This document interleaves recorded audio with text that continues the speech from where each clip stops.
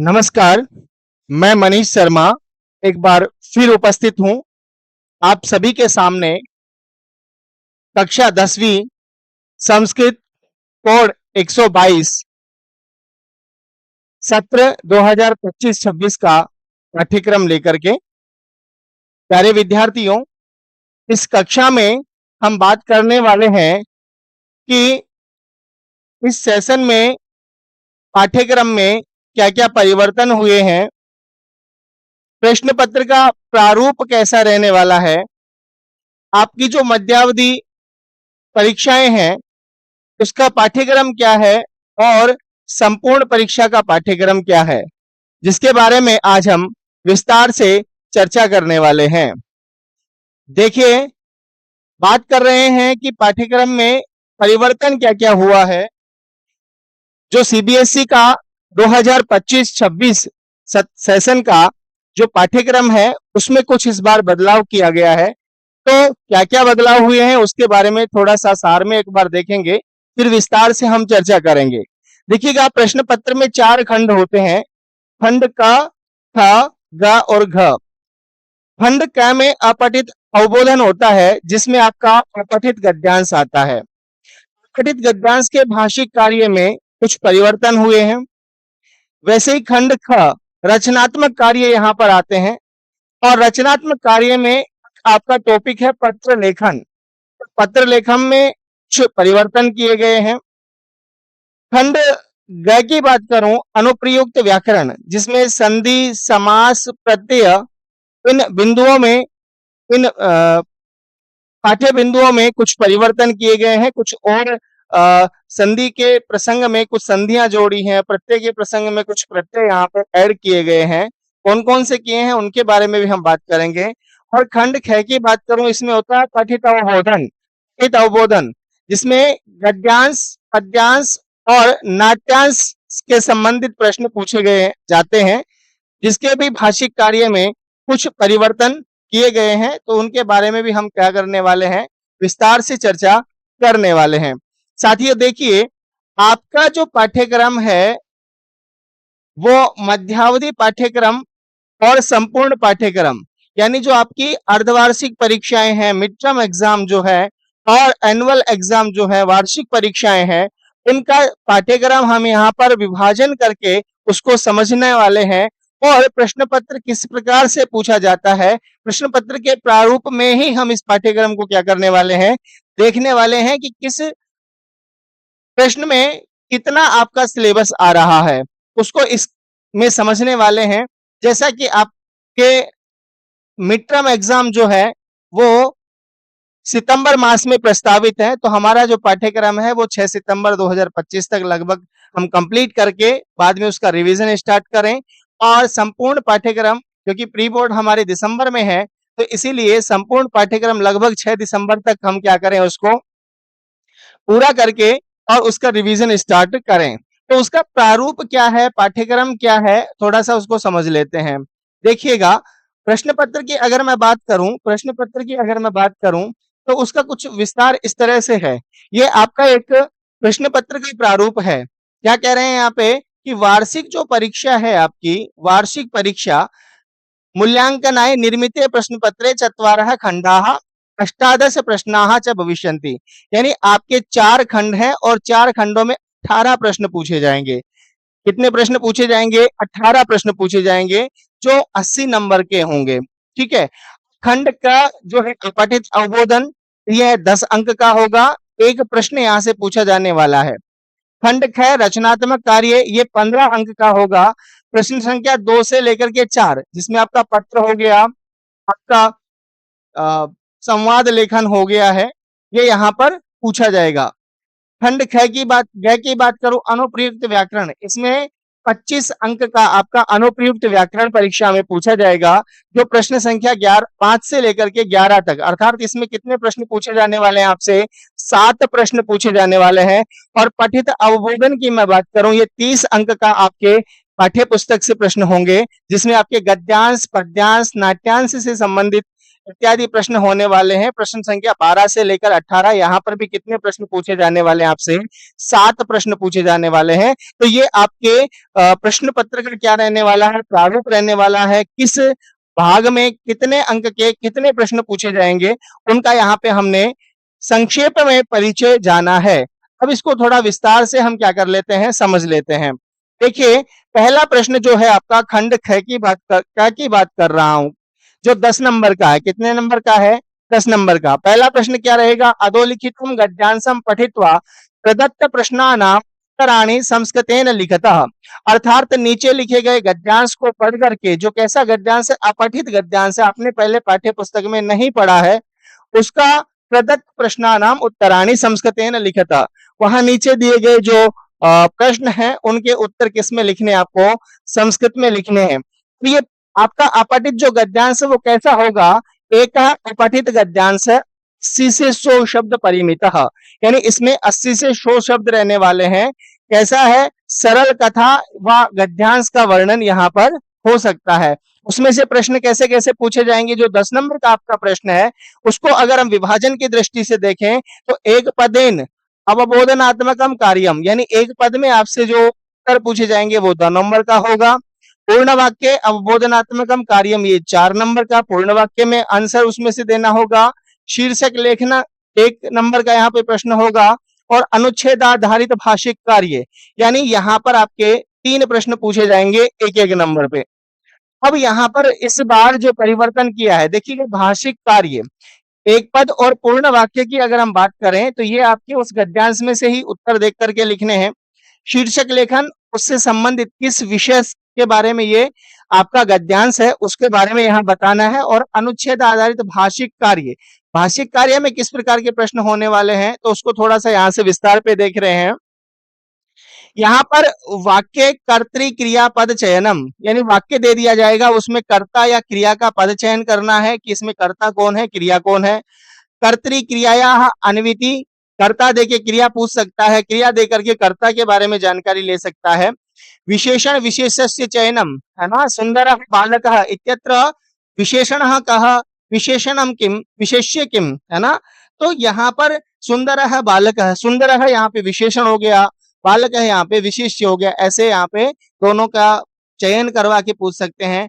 पर्यायवाची और विलोम शब्द के बारे में यहाँ पे पूछा जा सकता है। कोई भी शब्द देकर के इसका पर्याय पद क्या है गद्यांश में, इसका विलोम पद क्या है। इस बार ये आपका नया ऐड किया गया है ना। सर्वनाम स्थाने संज्ञा प्रयोग, सर्वनाम स्थाने संज्ञा प्रयोग, यानी सर्वनाम देकर के उसके स्थान पर संज्ञा प्रयोग करेंगे। जब हम अपठित गद्यांश के बारे में पढ़ेंगे तो वहां पे क्या करने वाले हैं, इसको विस्तार से जानने वाले हैं।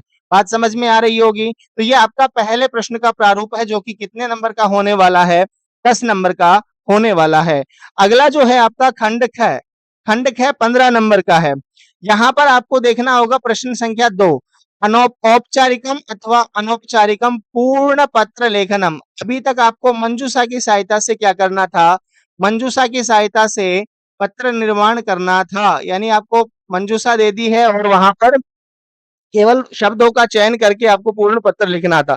लेकिन अब आपको मंजूषा नहीं दी जाएगी, आपको खुद याद करके ही पूरा पत्र लिखना होगा, है ना। यानी किसी प्रकार की अब कोई सहायता नहीं दी जाएगी। और उसके लिए संभावित विषय यहाँ पर बता दिए गए हैं कि हम औपचारिक पत्रों में तो संस्कृत भाषा संवर्धनाय, शिक्षा मंत्रालयाय, नाम संशोधनाय नगर निगमाय, धनादेश अप्राप्ते सूचनायै पत्रालय विभागाय, शुल्क निवारणार्थम प्रधानाचार्याय, प्रकाशकाय इत्यादयः ये प्रश्नाः भविष्यन्ति। अनौपचारिक पत्रे, औपचारिक पत्र में, अनौपचारिक पत्र की बात करूं तो कुशलक्षेम के लिए पत्र पूछा जा सकता है, वर्धापन का पत्र पूछा जा सकता है, निमंत्रण पत्र पूछा जा सकता है, परिणाम सूचना पत्र पूछा जा सकता है, या विद्यालय वर्णन इत्यादि आपसे प्रश्न पूछे जा सकते हैं। तो अब आपको इन बिंदुओं से संबंधित क्या करना है, पूर्व सज्जा ही करके चलना है कि परीक्षा में किसी भी प्रकार का प्रश्न आपसे इनमें से पूछा जा सकता है। हो सकता है आपसे शुल्क निवारण के लिए प्रधानाचार्य जी को पत्र लिखने के लिए कह दिया जाए, ठीक है, या फिर इन जो टॉपिक दिए गए इनमें से कोई भी एक बिंदु देकर आपसे पूछा जा सकता है। हम विस्तार से सभी बिंदुओं को लेकर के क्या करने वाले हैं, आगामी कक्षाओं में इनके बारे में क्या करने वाले हैं, चर्चा करने वाले हैं, जो कि कितने नंबर का होने वाला है आपका ये चित्रलेखन का टॉपिक 5 नंबर का होने वाला है। दूसरा प्रश्न यहाँ पर अगला प्रश्न आता है, प्रश्न संख्या 3, चित्राधारितम वर्णनम अथवा अनुच्छेद लेखनम। ये भी आपका कितना वर्णन कितने नंबर का है, 5 नंबर का है। तो यहाँ पे एक चित्र दिया जाएगा और उसके आधार पर आपको 5 वाक्य लिखने हैं, या एक मंजूषा देकर के आपसे पूछा जाएगा कि अनुच्छेद लिखो, है ना, यानी 5 वाक्य आपको लिखना है, या तो चित्र के आधार पर या अनुच्छेद के आधार पर आपको 5 वाक्य लिखने होंगे। और ये आपके कितने नंबर का है, 5 नंबर का है। तो रचनात्मक कार्य में खंड ख में 2 प्रश्न हो गए, एक आपका पत्र निर्माण हो गया, पत्र लेखन हो गया, दूसरा चित्राधारित वर्णन या अनुच्छेद लेखन। इसी में आपके खंड ख में अगला जो है तीसरा प्रश्न है, यानी प्रश्न पत्र का ये चौथा प्रश्न है, लेकिन रचनात्मक जो है कार्य यानी खंड ख उसका तीसरा प्रश्न है संस्कृत भाषायाम अनुवादः, यानी ये भी 5 वाक्य आपको दिए जाएंगे, प्रत्येक वाक्य 1 नंबर का होगा। अब यहाँ क्या कह रहे हैं कि अधोलिखितानि वाक्यानि संस्कृत भाषया अनुद्य लिखतः केवलम वाक्य पंचकम। इसमें 6 या 7 आपको वाक्य दिए जाएंगे, उनमें से कोई भी 5 आपको क्या करने हैं, परीक्षा में लिखने हैं। जैसे संस्कृत भाषायाम अनुवादः, हिंदी भाषायाम आंग्ल भाषायाम व लिखितानाम पंचवाक्यानाम, यानी या तो आपको वहां हिंदी भाषा और अंग्रेजी भाषा दोनों भाषाओं में लिखे होंगे। 6 से 7 प्रश्न होंगे, जिनमें से कोई 5 प्रश्न आपको करना है। और ये कितने नंबर का है आपके, बिल्कुल ये भी आपके 5 नंबर का है। इसी तो हम ये कह सकते हैं कि 5 + 5 + 5, यानी खंड है जो है वो आपके कितने नंबर का हो गया, 15 नंबर का, यानी 5 नंबर का पत्र हो गया, 5 नंबर का आपका अनुच्छेद लेखन या चित्र वर्णन हो गया, और 5 नंबर का आपका अनुवाद का प्रश्न हो गया है। पढ़ते हैं अगले प्रश्न की ओर। अगला प्रश्न है आपका प्रश्न संख्या 5, खंड ग, ठीक है, और अनुप्रयुक्त व्याकरण। कौन सा है ये, अनुप्रयुक्त व्याकरण। देखिए यहाँ पर इस बार कुछ परिवर्तन किया गया है। अधोलिखित वाक्येषु रेखांकित पदेषु संधि विच्छेदम वा कुरुतः केवलम प्रश्न चतुष्टयम, यानी 5 लगभग 5 प्रश्न दिए जाएंगे, उनमें से कोई आपको 4 प्रश्न आपको करने हैं, ठीक है। अब यहाँ पर देखिएगा 1 + 1 + 2 ये वार्षिक परीक्षा के लिए है। किसके लिए, वार्षिक परीक्षा में 1 + 1 + का मतलब क्या हो गया, 1 नंबर की आपकी स्वर संधि, 1 नंबर की आपकी व्यंजन संधि और 2 नंबर की आपकी विसर्ग संधि। ये आपसे वार्षिक परीक्षा में पूछा जाएगा, जबकि संभवतः यहाँ पर 2 नंबर का आपका स्वर संधि और 2 नंबर का आपका व्यंजन संधि आपके मध्यावधि परीक्षा में पूछा जाएगा। यहाँ देखिएगा आपकी जो मध्यावधि परीक्षा है, जो आपका मिड टर्म एग्जाम है, उसमें स्वर संधि में यण संधि, अयादि संधि, पूर्व रूप संधि, ये इस बार क्या किया गया है, इस पाठ्यक्रम में ऐड किया गया है। अभी तक आपके व्यंजन संधि और विसर्ग संधि ही थी पाठ्यक्रम में, लेकिन इस बार क्या किया गया है, स्वर संधि को भी ऐड किया गया है, और स्वर संधि में आपका यण संधि, अयादि संधि और पूर्व रूप संधि। व्यंजन संधि की मैं बात करूं तो वर्गीय प्रथम वर्णस्य तृतीय वर्णे परिवर्तनम और प्रथम वर्णस्य पंचम वर्णे परिवर्तनम। तो ये आपके व्यंजन संधि में मिड टर्म एग्जाम में पढ़ना है, और विसर्ग संधि को आपको कहाँ पढ़ना है, वार्षिक परीक्षा में, है ना। विसर्गस्य उत्वम रत्वम विसर्ग लोपः विसर्गस्य स्थाने स श श, ये प्रयोग आपको कहाँ देखना है। ऐसा नहीं है कि ये आपके मिड टर्म में आ गया तो आपके एनुअल में नहीं पूछा जाएगा। देखिएगा एनुअल में संपूर्ण पाठ्यक्रम है, तो यानी स्वर संधि आपके 1 नंबर का है, व्यंजन संधि आपके 1 नंबर का है, लेकिन विसर्ग संधि से वहां पे कितने प्रश्न पूछे जा सकते हैं आपसे, 2 प्रश्न पूछे जाने की संभावनाएं हैं, ठीक है। तो ये आपका संधि से संबंधित प्रश्न हो गया है। बढ़ते हैं अगले प्रश्न की ओर, क्योंकि अनुप्रयुक्त व्याकरण में अगला जो प्रश्न है आपका वो समास से संबंधित है। वाक्येषु समस्त पदानाम विग्रह विग्रह पदानाम च समास। 4 आपके समास हैं और चारों से एक एक प्रश्न पूछे जाने की संभावना है, यानी 4 नंबर का ये क्या है आपके पाठ्यक्रम में प्रश्न है। तो यहाँ पे देखिएगा तत्पुरुष, बहुव्रीहि, अव्ययी भाव और द्वंद्व समास, ठीक है। तो यहाँ पे विभक्ति तत्पुरुष में विभक्ति तत्पुरुष, उपपद तत्पुरुष और कर्मधारय पूछा जा सकता है, और बहुव्रीहि, द्वंद्व और अव्ययी भाव में आपको अनु, उप, सह, निर, प्रति, यथा, यानी ये 16 अव्यय पदों से होता है, लेकिन यहाँ पर आपके सिर्फ 6 अव्यय पदों को आपको क्या करना है, देखना है, याद करना है। तो वैसे ही आपके ये वार्षिक परीक्षा में भी रहने वाला है। यानी ये आपको अर्धवार्षिक और वार्षिक दोनों परीक्षाओं में समान रूप से क्या करना है, पढ़ना है। इन सभी बिंदुओं के बारे में हम क्या करने वाले हैं, विस्तार से चर्चा करेंगे, निश्चिंत रहिए आप। ठीक है, अगला प्रश्न आपका आता है 7वां प्रश्न, वो भी आपका खंड ख से ही है, अनुप्रयुक्त व्याकरण। अधोलिखित वाक्येषु रेखांकित पदानां प्रकृति प्रत्ययो संयोज्य विभज्य वा उचितम उत्तरम विकल्पेभ्यः चित्वा लिखतः। यानी ये आपका कितना है, वही आपके इस बार देखिएगा कृत प्रत्यय आपके नया क्या किया है, पाठ्यक्रम में जोड़ा गया है। कृत प्रत्यय, अभी तक सिर्फ स्त्री प्रत्यय और तद्धित प्रत्यय ही पूछे जा रहे थे, यानी टाप ङीप मतुप ठक त्व और तल प्रत्यय ही पूछे जा रहे थे। लेकिन इस बार पाठ्यक्रम में तव्यत, अनियर, ता और तवतु ये 4 नए प्रत्यय जोड़े गए हैं। मिड टर्म एग्जाम में आपसे कृत प्रत्यय और स्त्री प्रत्यय ही पूछे जाने वाले हैं, जबकि आपके इनके साथ में वार्षिक परीक्षा में तद्धित प्रत्यय भी पूछे जाएंगे। तो अभी मिड टर्म में आपको तद्धित पढ़ने की आवश्यकता नहीं है, अभी सिर्फ आपको कृत में तव्यत, अनियर, ता और तवतु ये पढ़ना है और स्त्री प्रत्यय में टाप और नी प्रत्यय पढ़ना है। वार्षिक परीक्षा में 1 नंबर का आपका कृत प्रत्यय हो जाएगा, 2 नंबर का आपका तद्धित प्रत्यय हो जाएगा और 1 नंबर का आपका स्त्री प्रत्यय हो जाएगा। ऐसे 4 नंबर का ये प्रश्न आपसे वहां पे पूछा जाएगा। ठीक है, तो नया ऐड क्या हुआ इसमें, कृत प्रत्यय इस बार नया ऐड किया गया है। अगला प्रश्न देखिएगा, आपका अगला प्रश्न है वाच्य परिवर्तनम। ठीक है, अगला प्रश्न 8वां कौन सा है, वाच्यानुसारम उचित पदई रिक्त स्थानानि पूरयित्वा अधोलिखितम संवादम पुनः लिखतः केवलम प्रश्न त्रयम।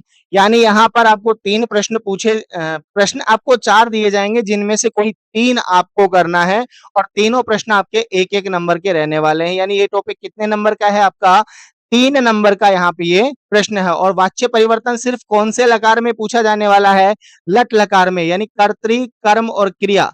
एक एक प्रश्न जो रहने वाला है वो कर्तरी, कर्म और क्रिया से संबंधित आपके यहाँ पे रहने वाला है। अगला प्रश्न है इसमें, काल बोधक शब्द ही अधोलिखित दिनचर्याम पूरयतः। यानी आपका ये मैं कहूं कि समय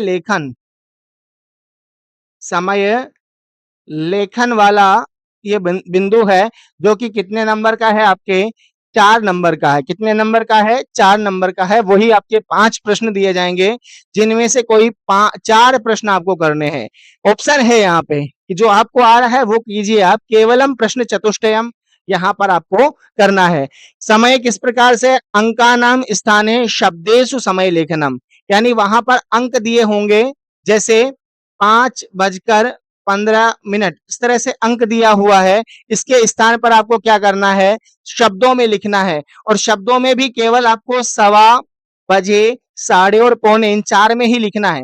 यानी सामान्य जैसे 5 बजे, सपाद 5:15 बजे, सार्ध 5:30 बजे और पादोन 4:45 बजे या 4:45 तो इस तरह से सीधा 5, 5:15, 5:30 और 5:45 केवल 4 ही प्रकार के प्रश्न आपसे यहाँ पे पूछे जाएंगे, क्योंकि यहाँ पे मिनट वाला प्रश्न नहीं पूछेगा। 4:05 इस तरह का प्रश्न नहीं आने वाला है आपके। तो 1-1 नंबर के ये चारों रहने वाले हैं। और आपको जैसे यहाँ पर क्या हो गया, 5:15 को क्या कहेंगे, सपाद पंचवादनम। समय के ऊपर हमने एक प्रश्न बना भी रखा है, वीडियो बहुत अच्छा वीडियो है, आप वहां पे देख सकते हैं। और भी हम आगे की कक्षाओं में भी क्या करने वाले हैं, विस्तार से चर्चा करने वाले हैं। ठीक है, तो ये 8वां प्रश्न आपका वाच्य परिवर्तन का हो गया, जो कि 3 नंबर का है। 9वां प्रश्न आपका समय लेखन का हो गया, जो कि 4 नंबर का आपके प्रश्न है। इसके बाद में हम बात करते हैं आपके अगले प्रश्न की ओर बढ़ते हैं, जो कि आपका 9वां प्रश्न है। कौन सा प्रश्न है, 9वां प्रश्न है।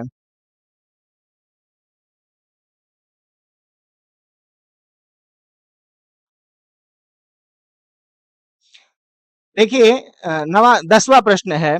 ठीक है, अभी हमने बात किसकी की, 9वां प्रश्न कालबोधक यानी समय लेखन हो गया है। प्रश्न संख्या 10 की अगर हम बात करें तो यह भी आपके खंड ख का ही प्रश्न है।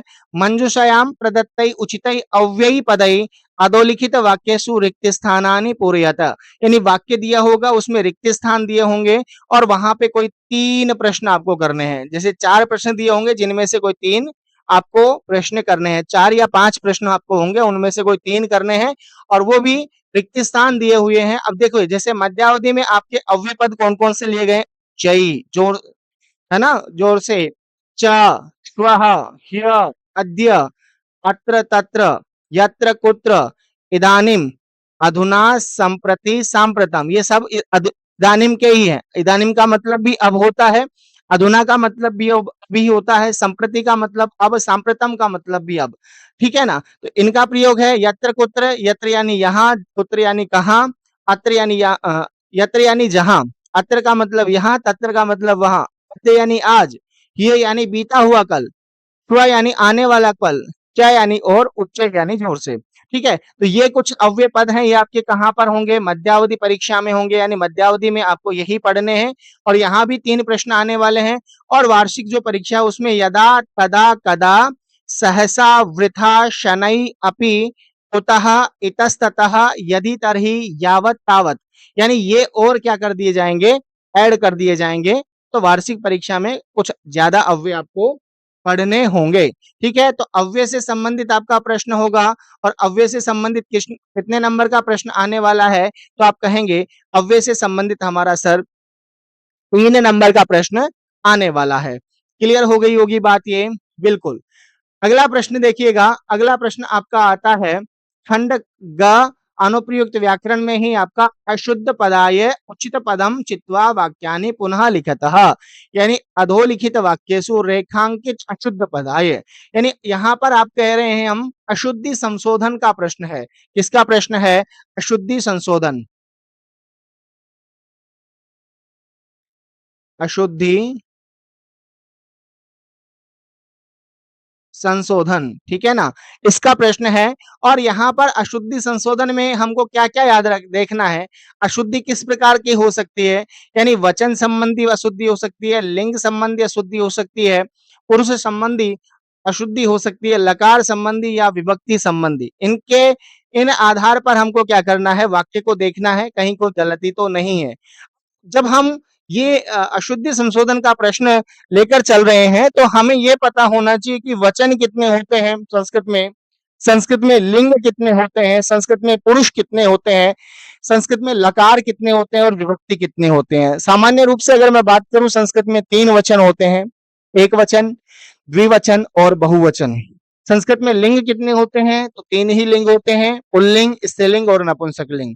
पुरुष की बात करूं तो प्रथम पुरुष, मध्यम पुरुष और उत्तम पुरुष। लकार की हम बात करें तो वैसे होते तो 10 लकार हैं, लेकिन सामान्य अगर हम प्रयोग की बात करें तो हमारे 5 लकारों से काम हो जाता है।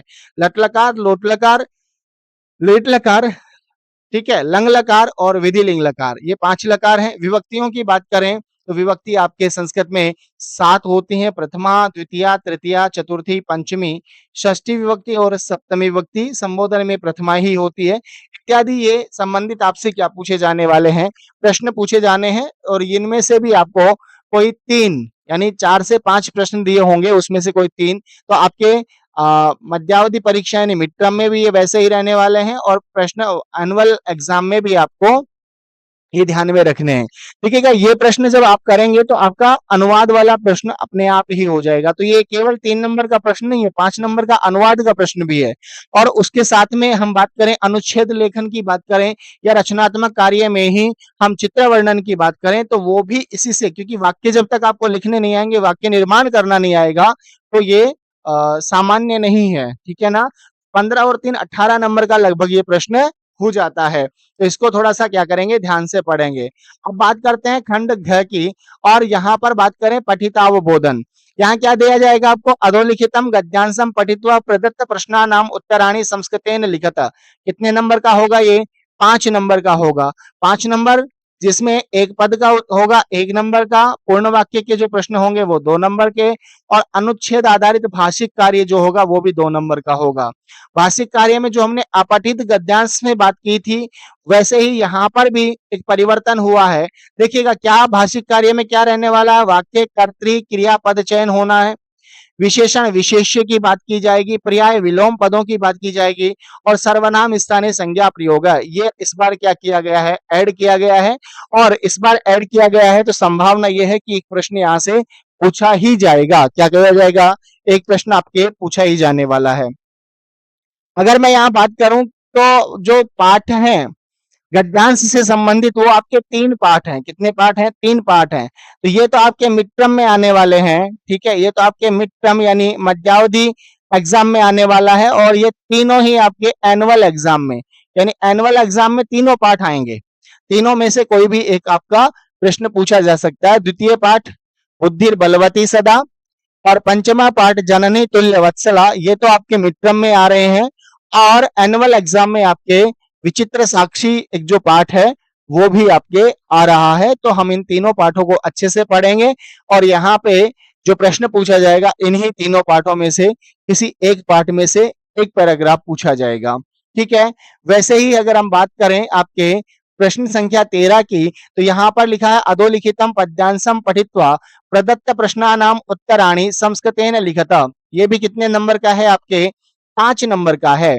पद्यांश अधिकृत्य अवबोधनात्मकम कार्यम, समान रूप से ही होगा। आपका एक पद से संबंधित प्रश्न होगा 1 नंबर का, पूर्ण वाक्य से संबंधित प्रश्न होगा 2 नंबर का, और अनुच्छेद आधारित भाषिक कार्य जो है वो भी आपके 2 नंबर का होने वाला है। समान रूप से ही पूछा गया है, वही सर्वनाम के स्थान पर संज्ञा प्रयोग, ये आपका नया ऐड किया गया है इसमें, ठीक है। वाक्य में कर्तृ और क्रियापद चयन का प्रश्न होगा, विशेषण विशेष्य का पद चयन होगा, पर्याय और विलोम का जो है वो पद चयन यहाँ पे पूछा जा सकता है। तो पाठ्यक्रम में आपके सीधे रूप से विशेषण विशेष्य भी नहीं है, संज्ञा सर्वनाम भी नहीं है, पर्याय विलोम भी नहीं है, लेकिन भाषिक कार्य में ये सभी ऐड हैं, इसलिए आपके ये भी पाठ्यक्रम का क्या हो जाते हैं? हिस्सा हो जाते हैं, ठीक है।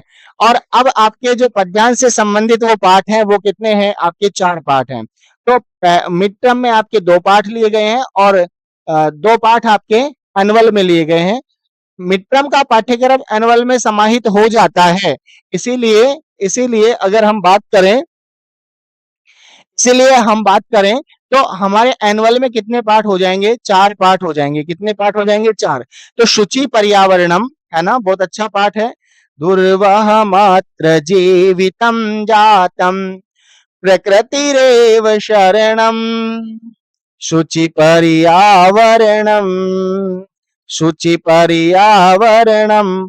तो शुचि पर्यावरण आपका पहला पाठ है, और सुभाषितानी छठा पाठ है। तो यहां से अब की बार एक प्रश्न आएगा मिड टर्म में, और नवम पाठ सुक्तयः और द्वादश पाठ अन्योक्त है, ये आपके एनुअल एग्जाम में पूछे जाने वाले हैं। कौन से एग्जाम में पूछे जाने वाला है? ये एनुअल एग्जाम में आपसे पूछे जाने वाले हैं।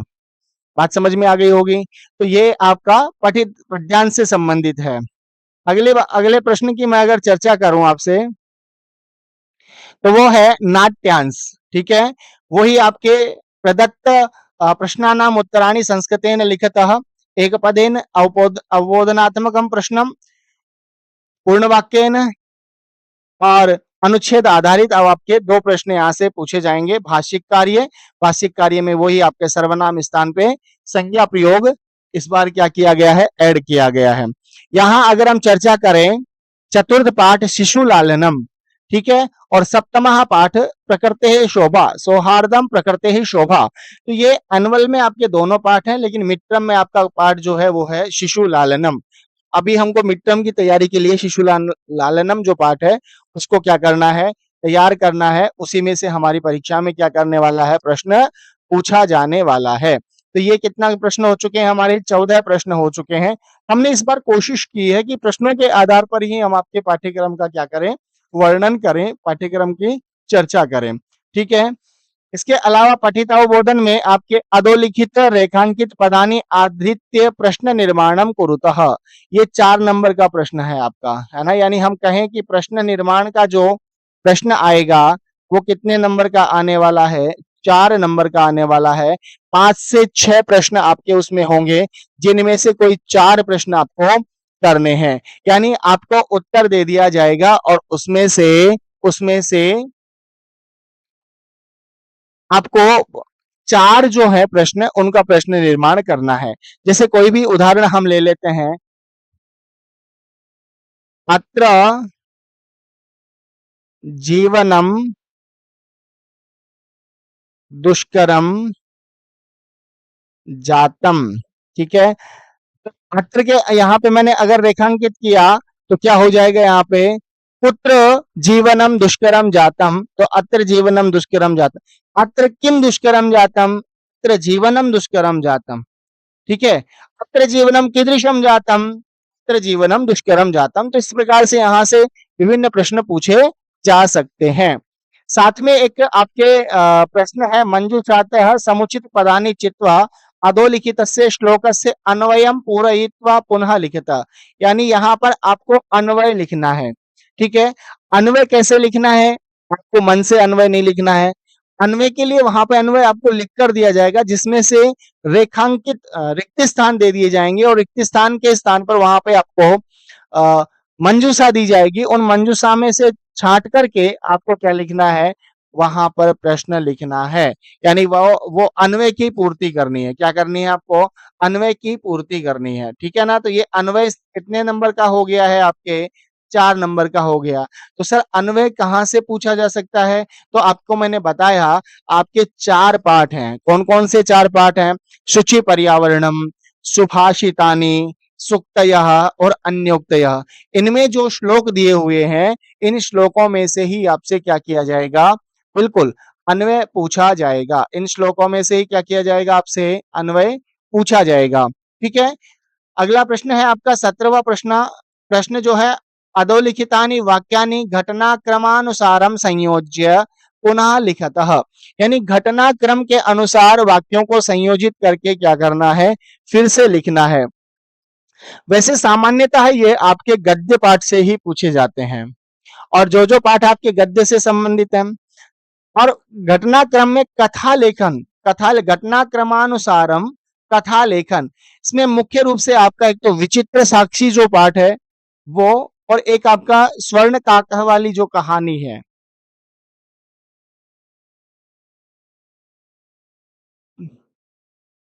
ठीक है, तो यहाँ पे सॉरी, विचित्र साक्षी और बुद्धि बलवती सदा, है ना। बुद्धि स्वर्ण काक वाली कहानी आपके 9वीं क्लास में थी।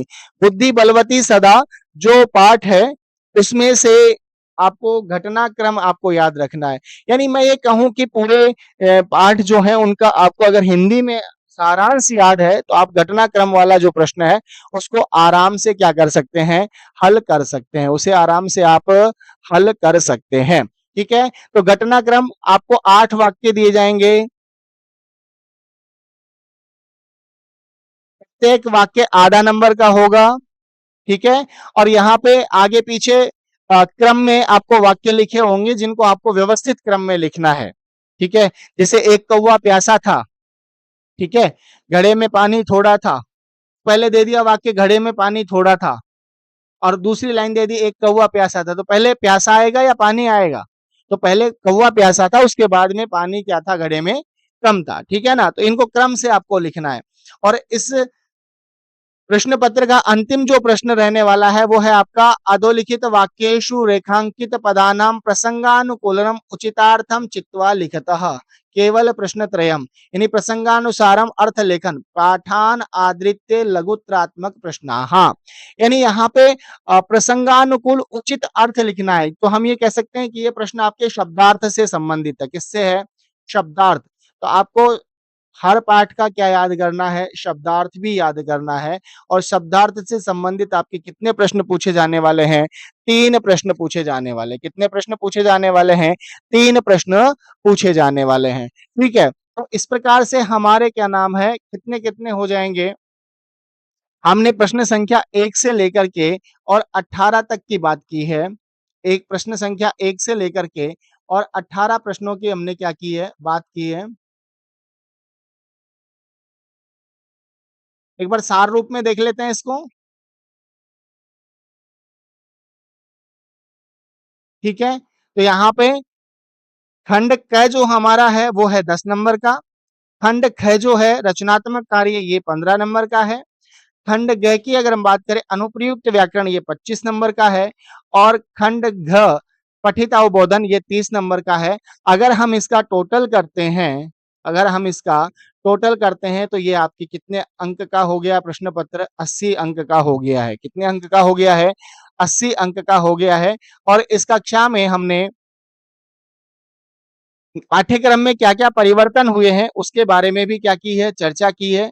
और उसी के साथ में हमने जाना है कि पाठ्यक्रम में परिवर्तन क्या हुआ है, प्रश्न पत्र का परीक्षा में स्वरूप कैसा रहने वाला है, प्रश्न किस प्रकार से पूछे जाने वाले हैं, हमारे मिड टर्म में हमको कितना पढ़ना है और एनुअल एग्जाम में कितना पढ़ना है, इसके बारे में हमने चर्चा की है। ये आपके 10वीं के पाठ में जो शेमुशी पाठ्य पुस्तक है ना, दिल्ली बोर्ड की कोड नंबर 122 है ना, तो उसके लिए हमने ये क्या किया है, चर्चा की है। मैं उम्मीद करता हूं ये जो सेशन है आपके लिए उपयोगी होगा।